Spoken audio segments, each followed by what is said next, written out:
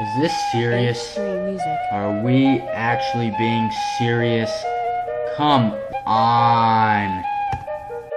You gotta be kidding me! Sports. Yay.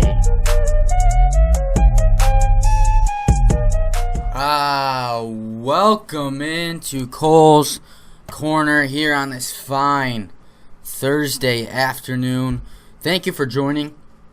However you're listening, wherever you're listening, we're here live from WMCB, the Fuse, the basement of Medaille College, home of the Mavericks. Good afternoon.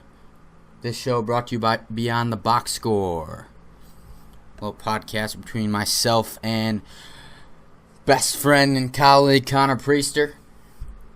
So, got a lot to get to today, talking sports, and you see, with the NFL in full swing, MLB baseball season coming to a close, the postseason coming up, October, the best month in sports, between football, NFL football, college football, MLB postseason, NHL starting to get going, the NBA later on. It's a great time for sports. And just a lot to talk about. Way too much to handle. But let me start with this. You know, in a family, how well a family is put together, you can tell a lot by the way kids, especially younger kids, how they're brought up, the way they act in school, the way they respect their teachers, their elders, and the friends, people around them. And it's an everyday life kind of thing. We can compare it to sports in every way imaginable. Sports has a lot to do with what goes on in our personal lives, human relations. Now, you look at a family, a big family, maybe even a smaller one, just a really put together one that you can tell. And you have your kids, they go to school, they always do their work, always ahead of things, they're proactive, they're quiet, they don't talk a lot, don't cause a scene, both in school and in public. It's because they're well put together by their parents. Their parents, they're disciplined, but also let them do their thing. It's a happy medium kind of thing. And that's where you see the best kids come out of and that have the best opportunities moving forward. Now, in sports, we see this within organizations. We see the ones that are out of control. They lose the locker room. It's all about who's up top, the owner, what they're doing.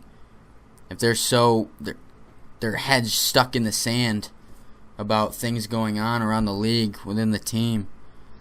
And they're just worried about the money they're making. The success of the team, the organization, is not their top priority, and you see that sometimes. But then you go down a step. Then you go into the locker room, the head coaches, all the coaches, the players. And in any sport. The teams that are out of control, it's not organized, very disorganized.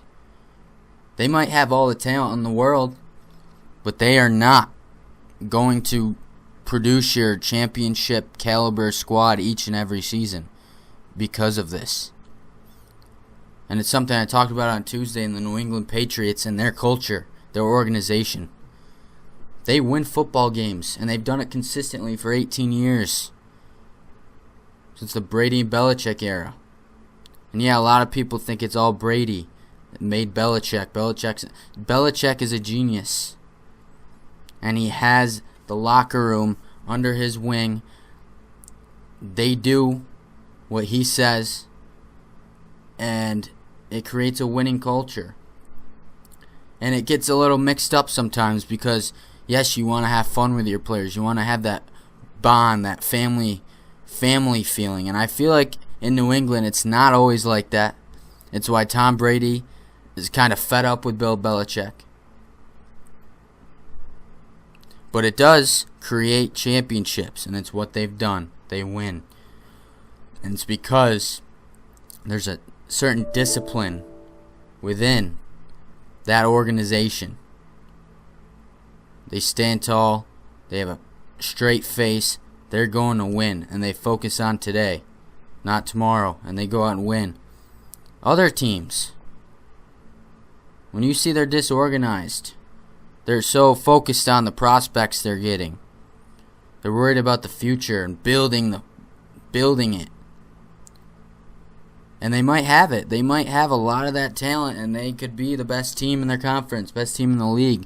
But if it's not all put together from within and has that straight face, winning mentality, just not having too much freedom within the locker room to do whatever you want, because still they're players. Yes, they're professional players. They should be free to say what they want. They're grown adults.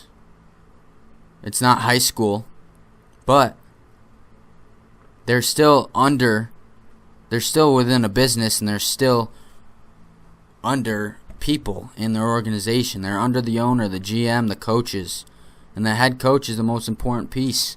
And if that person can't keep control of his locker room, things are gonna go sideways. And it's just like in the real world and a family. It's going to go sideways. If the parent can't keep the household under control, kids start doing whatever they want. It's just a disorganized type of family.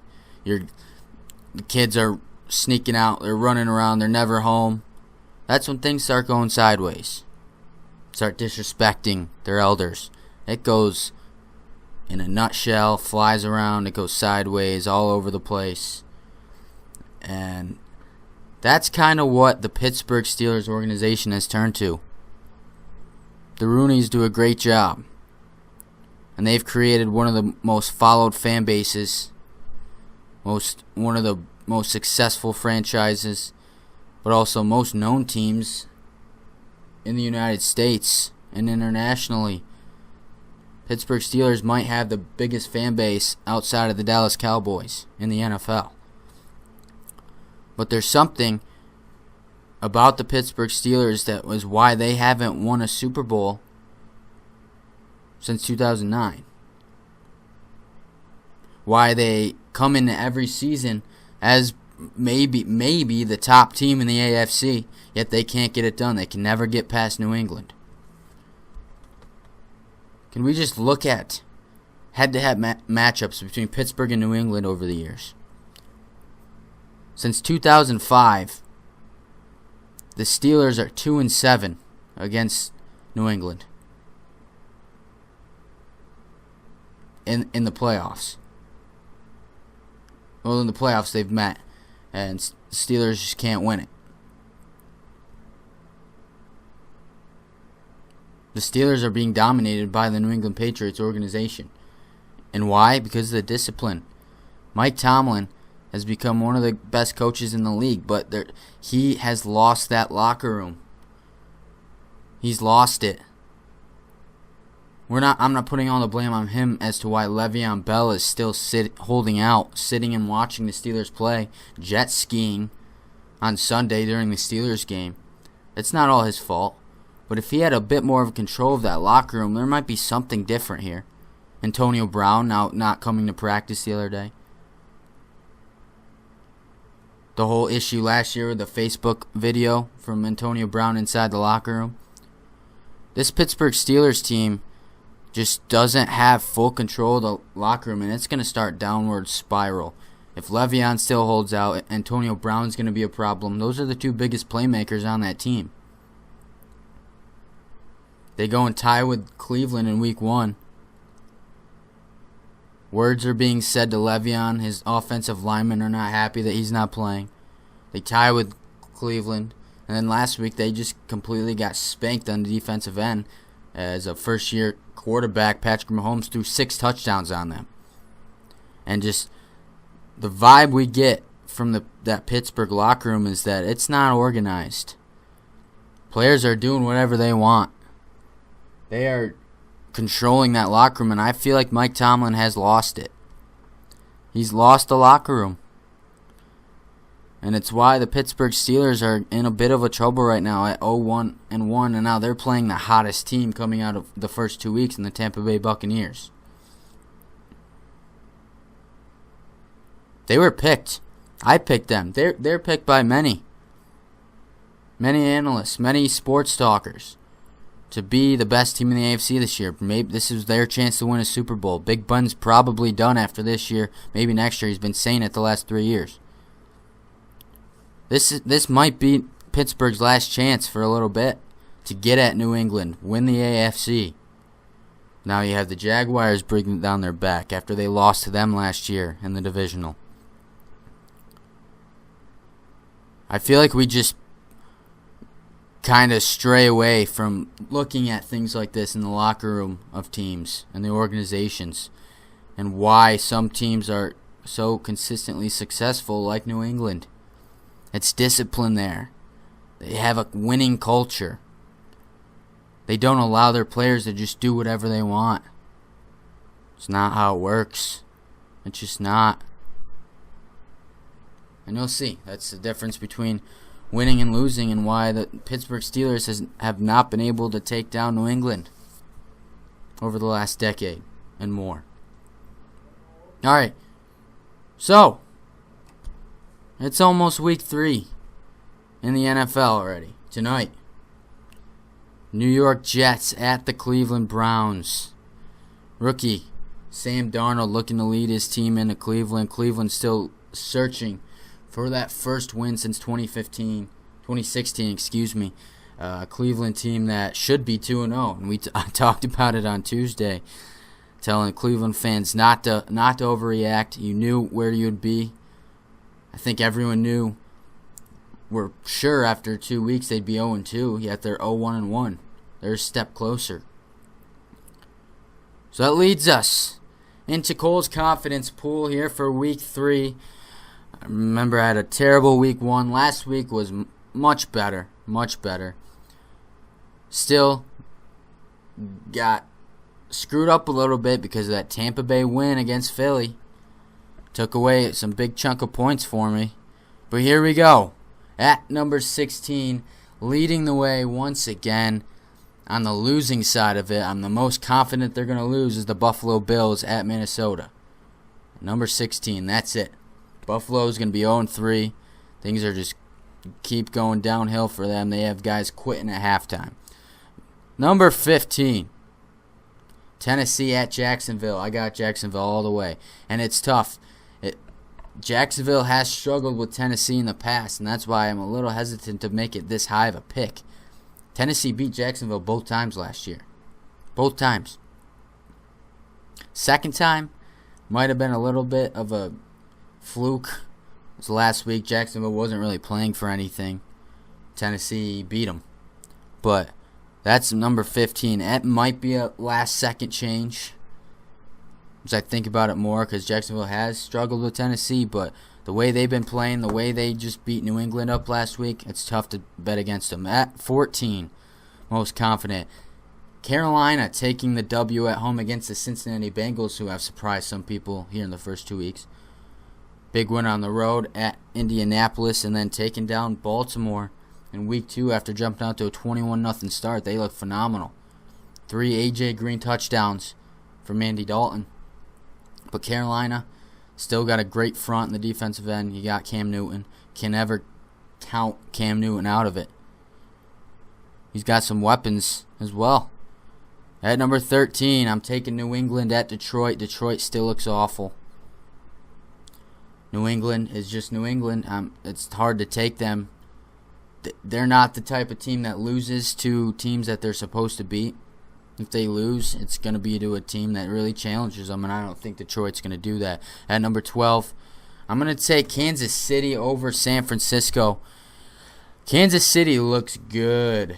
I don't know about anyone else, but Kansas City looks good. And Patrick Mahomes, that man can throw the football. And we talked about him a lot. Last year he was talked about he was going to take over once Alex Smith was gone. I don't think anyone expected him to come out and throw 10 touchdown passes in his first 2 games. He set a record for a rookie. And, I'm never want to count out Jimmy G in San Francisco, but Kansas City at home, I'm taking it. 11, Indianapolis at Philly. I'm definitely taking Philly here. The Andrew Luck Colts bounced back after a Week 1 loss, took down Washington. But I don't think Philly's going to falter 2 weeks in a row. They're still reigning Super Bowl champs, got most of the squad back. Carson Wentz is back. Carson Wentz, the Wentz wagon is back, and I don't see Philly dropping another game. They're at home. That's number 11. At 10, this should be a good game, a Battle of Los Angeles. The Chargers at the Rams. Chargers bounce back win last week after losing to Kansas City in Week 1. They beat up the Bills pretty well like we all expected. But LA Rams, they've looked good. They looked a little shaky in the first half against Oakland Week 1, but they tore them up in the second half. Last week they looked even better. Todd Gurley scoring a couple more touchdowns. That team is scary good, and after evaluating the first couple weeks, I think the LA Rams are definitely the best team in the NFC as of right now. And if you look at all sides of the ball, defense, offense, special teams, they might be the most well-rounded team in the league overall roster-wise. They're taking that one against the Chargers. At 9, I'm taking Green Bay winning at Washington. Green Bay after that comeback victory Week 1 late. Aaron Rodgers being injured. They were speculating, wasn't sure if he was going to play Week 2. Ended up going to Minnesota, had a big lead. Defense let it go once again for Aaron Rodgers, the poor guy. End up in a tie.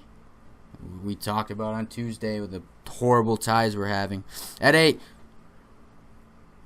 nice NFC South battle here. Another one. Atlanta outlasted Carolina last week. They're at home again against New Orleans.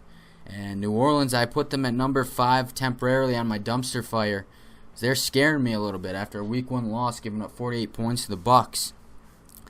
Go back in Week 2, bounce back with a win, but it was not a good win. It was against the Cleveland Browns. They almost lost. If Cleveland Browns kicker Gonzalez makes an extra point, they don't win that game. He missed 2 and another field goal. New Orleans could be 0-2 right now. They head into Atlanta. Matt Ryan, they're going to lose.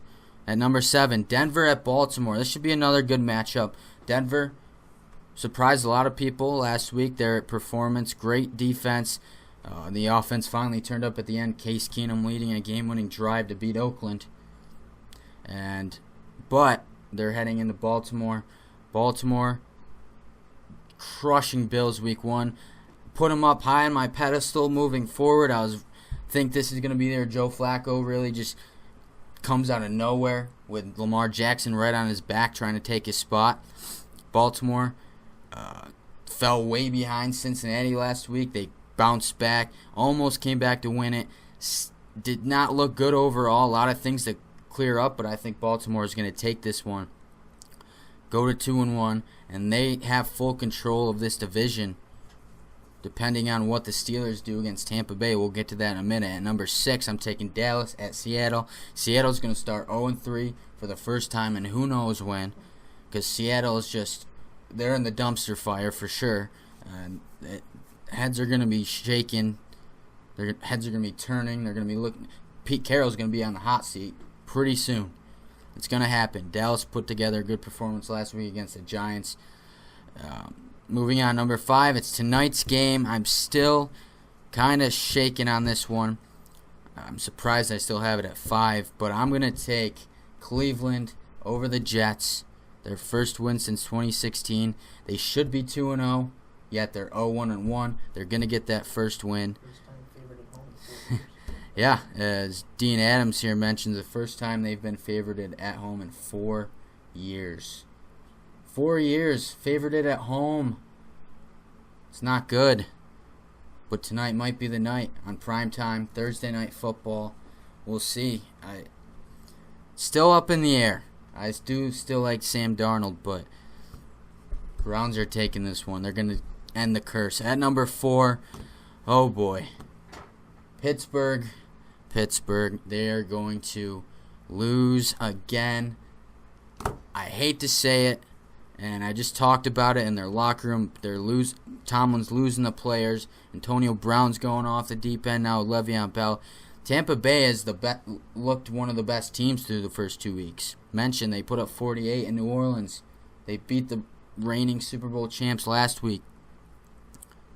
I'm not counting Tampa Bay out, and I said that if they win this week, this was last week, I said if they win, I'm not going to take them lightly anymore, and I'm not. That's why I'm taking them to beat Pittsburgh.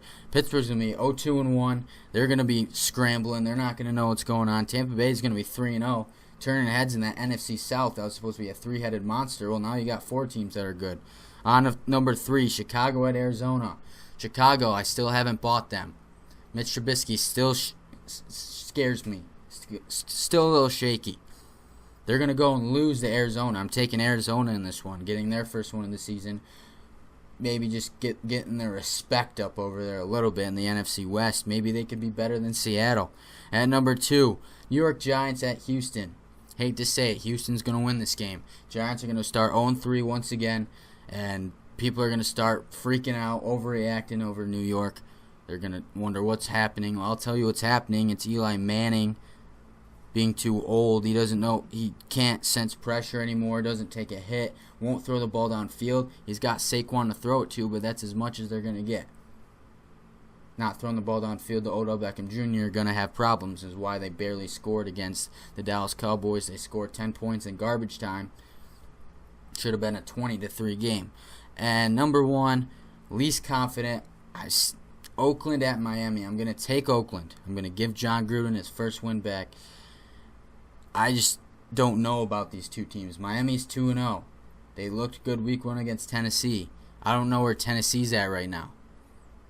But then week 2, they beat up on Sam Darnold and the Jets. And I don't know. I still don't know. I still don't know about the Jets. They looked ridiculously good week 1. But they looked terrible week 2. And I'm going to take them to lose in Cleveland. So Miami is still not sure about. Oakland, thought I had an idea. But after their performance in week 1, kind of turned my head. They lose to Denver in the final seconds. I'm taking Oakland, but I still don't know about these teams. And then the dumpster fires. Let's jump into those again. I talked about them on the show on Tuesday, but I just wanted to bring them up. Just moving into week 3, my dumpster fire. We got New Orleans at 5, and I have them losing. That's why they're in my dumpster fire. They're going to start 1-2. New Orleans is going to be kind of confused as to what's happening. Drew Brees and company. Number 4, Oakland. They're still in the dumpster fire. Do have them maybe squeaking out a win against Miami. I might change that. On to 3, Seattle. They're going to start 0-3. Pittsburgh at number 2. They're going to be 0-1. They're going to lose the out of nowhere Tampa Bay Buccaneers. Fitzmagic. Number 1, Buffalo still. They're going to stay there for a while until they show me something that they're not going to be stuck in a dumpster all season. They're going to get blown out by Minnesota and start 0-3. So that, some things to look out for in week 3 of the NFL. There's a lot of things. Tonight, I am going to pay a lot of attention to tonight's game between the Browns and the Jets. I still am evaluating Sam Darnold and that Jets team who looked ridiculously good in week 1. I'm not sure if it was a fluke, because Detroit's looked terrible. But the Browns, I'm focusing on the Browns tonight, and if they can get that first win. Mentioned, again, they should be 2-0. They've been this close, a kick away twice from being 2-0. Look out for that. See if the Browns can respond, or if they're going to continue the same old Browns, lose, and then it's just fire from there. Complete dumpster. Baker Mayfield's going to start coming into the conversation. It's going to get messy if they don't win tonight. Number 2, Patrick Mahomes. Is he going to continue his tear? I don't know. I think he will. This man has shown that he can sling that football around. He's got a great sense of just the field in itself. Very good at reading the defense. And he can just fire the ball wherever he wants to fire it. And that's why he just tore up that Steelers defense, which is kind of not good right now. Steelers defense is terrible. But Patrick Mahomes is still not easy to throw 6 touchdowns in a game 10-2.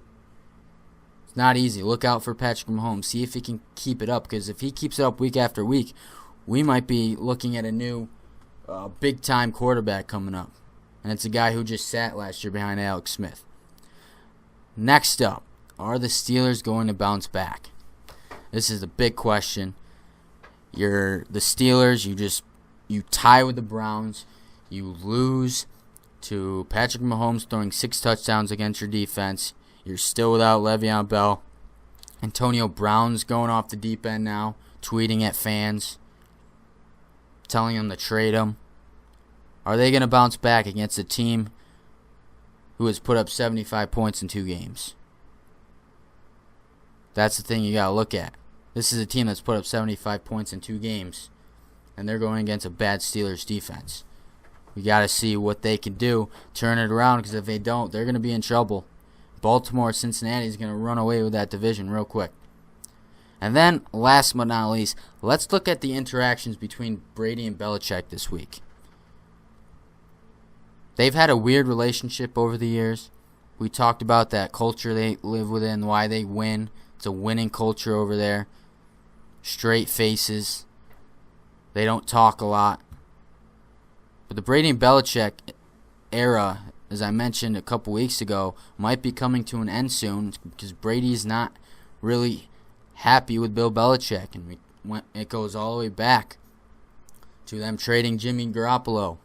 Bill Belichick didn't like that. He wanted to win a Super Bowl without Tom Brady being affiliated with him, so people can stop saying that Brady made Belichick. And we get the report that Brady was pondering leaving New England way back in March. We have a whole book about it with Ian O'Connor. Look out for their interaction. See how they interact with each other. It's just interesting to see moving forward in that New England. Alright, moving on. Get our first dollar taken here. So, go to the NBA real quick. Dwayne Wade. He's coming back for another year in Miami. Dwayne Wade he's just that boy. He's the dog. He's the dog of the NBA. Still around, still playing basketball, having fun. The funny thing is about Dwayne Wade is, I feel like, for me at least, if I think of the Heat organization, that's the first person I think of, is Dwayne Wade. He's the face of the Heat. And yes, he went to Cleveland for a little bit, Chicago. He's back. He's given it back to Miami. The funny thing is, he's yet to ever been the highest paid player on the Heat. Ever. Dwayne Wade has been the least paid person since he's been under Jermaine O'Neal, Antoine Walker, Sean Marion. Dwayne Wade is the guy. He's the guy in the community that always gives back. He's that guy, you go around town, he's always smiling at you, asking you how you're doing. He'll see you at the local diner, pay for your meal. He does these things where you're like, well, what is he doing that for? That's Dwayne Wade out in the community. We need more Dwayne Wades. Like, he's a face of an organization and has been for a while. Yet he doesn't care about all that money all the time. He's going out there having fun. He's playing basketball. And it's just funny to see that he's coming back for another year. He's giving it back to his town, his city of Miami. A lot of people love him there. And he's going back. He just wants to be a part of it. He wants to help the younger athletes out, the young guys in town. He wants to help those guys and just keep his legacy going a little bit. And it's awesome to see a guy like that in Dwayne Wade, who will put himself below a lot of other people, even when sometimes he shouldn't. It's weird to say that, but it's true. Dwayne Wade most definitely puts himself below other people, and it's a never-ending thing. He's done it ever since he's been in the league, and he's had success.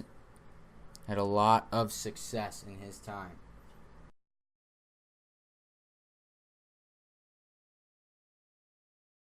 Dwayne Wade really is just he continues to do what he loves, helps other people along the way. And he's going back to the place where it really made him who he was, where his success came to fruition. And he's giving back to Miami. We need more Dwayne Wades. Need more guys like that in pro sports. Alright, so something I was thinking of the other day. So I'm in the car with my sister and her boyfriend, singing along this song. I'm sitting there like, I'm a big shower singer. I like to sing out loud sometimes, when I know every word to a song, I'm gonna jam out to it. Sometimes I'm like, I have shades of having a decent voice. I did chorus when I was a little child. I know the beat, the tone. I know what tone you have to have. I just can't always get there. I was in a play my senior year. I sing sometimes, yeah. Sometimes I think I'm okay at it. But then, then there's my sister and her boyfriend, who were the main faces of a lot of their school plays over the last couple years. They're just going into college now. They're great singers. And I'm sitting there singing next to them. I get a little self-conscious. I'm like, I need to stop. I need to stop singing right now. I'm probably embarrassing myself. This needs to end. I'm just going to mouth the words instead. But it's different because when I'm alone, I'm jamming. I don't care. And I think I sound alright. But then you're next to somebody who you know is good at it. And it makes you look at it completely differently. That's like here in pro sports, in the NFL, you see unproven players. Guys who really have not proven themselves 100% in the league. Yet they're talented though, very talented. But the thing they do the most is talk. They smack those lips. Their mouth just goes on and on. They like to talk a lot of smack. A lot of trash talk. We see it all the time. First person I think of is Jalen Ramsey. Thing is with him, he can back it up. Some people can't. And trash talking, I feel like, is definitely an insecurity for some players. Definitely is. If they know that someone might be better than them, they're going to use their mouth and they're going to tell them that they're not as good as they are. But in the back of the head, they know, I'm going to have trouble this week guarding this guy. I'm going to have trouble getting past this guy this week, scoring on him, covering him on a deep route down the field. And they use their mouth to make up for that insecurity. But then there's guys who can back it up, like Jalen Ramsey. Richard Sherman was able to back it up back in the few years ago, the Legion of Boom. Not sure if he can anymore, all honesty. But he used to. He could back it up. He was the biggest smack talker until we found Jalen Ramsey here.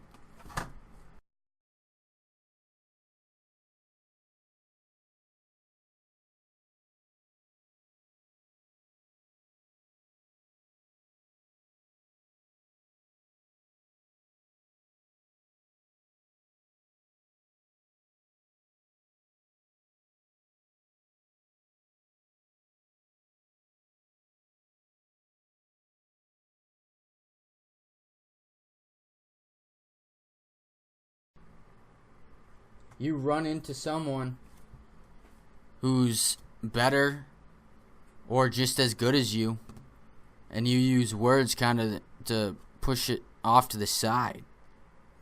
You go into a big game, you're all hyped up, you're talking a lot of smack, but you get on that field and you see that Aaron Rodgers there warming up, Julio Jones warming up, making crazy catches down the field, and that's when you're like, oh man. Oh, I don't know what to do now. Get self-conscious. Get insecure about your abilities. You start to talk. But then you also stop talking. So there's two sides to it. Talking a lot of smack going into the game. Then you get on the field and see them. And you're like, oh, done talking. Then you get nervous. That's when you don't play good.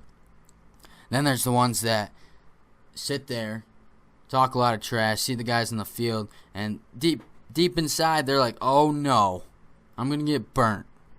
But then they still talk, still keep it up. So that was for me.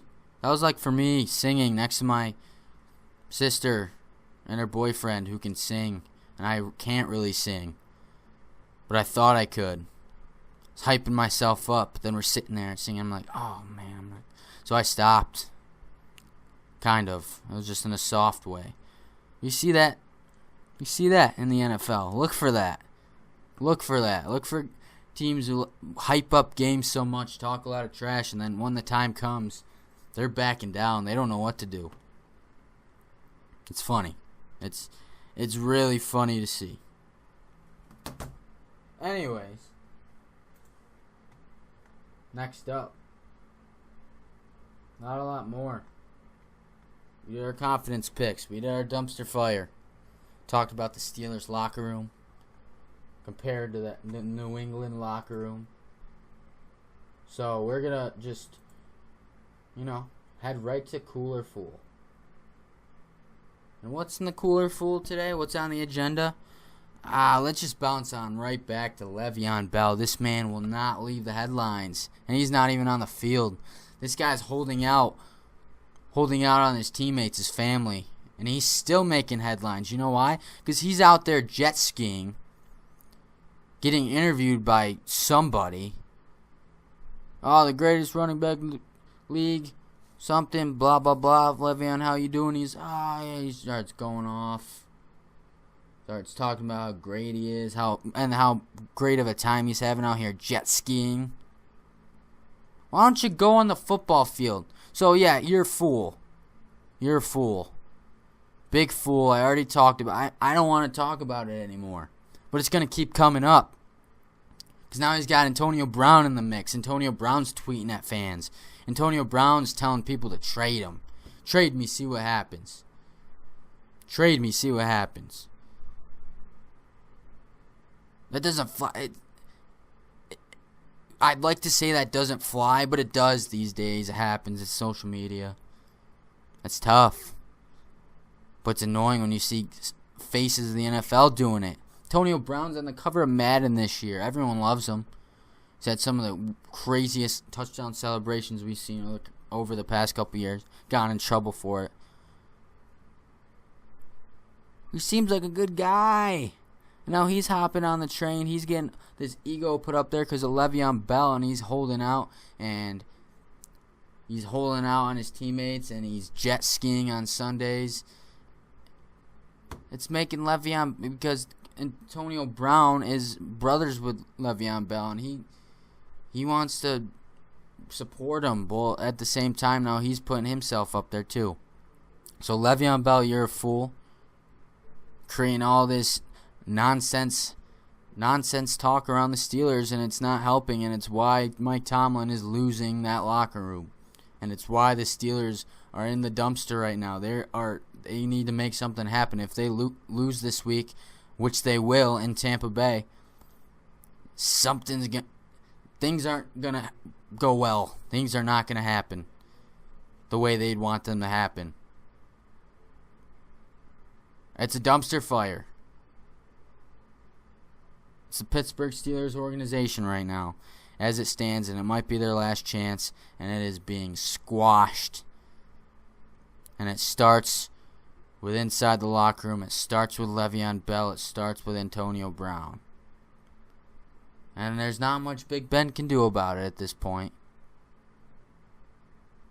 Just try not to throw 5 picks against the Browns. So, that's your Cooler Fool. And that's it for today's show. Thank you for joining Cole's Corner. Kind of a slower day today. We'll get back into it next week. Be sure to watch the NFL Week 3. Some college football. A lot coming this weekend. Sports. It's getting crazy. October's almost here. I'm counting down the days. Thank you for joining Cole's Corner. We will see you next week. H3 Music.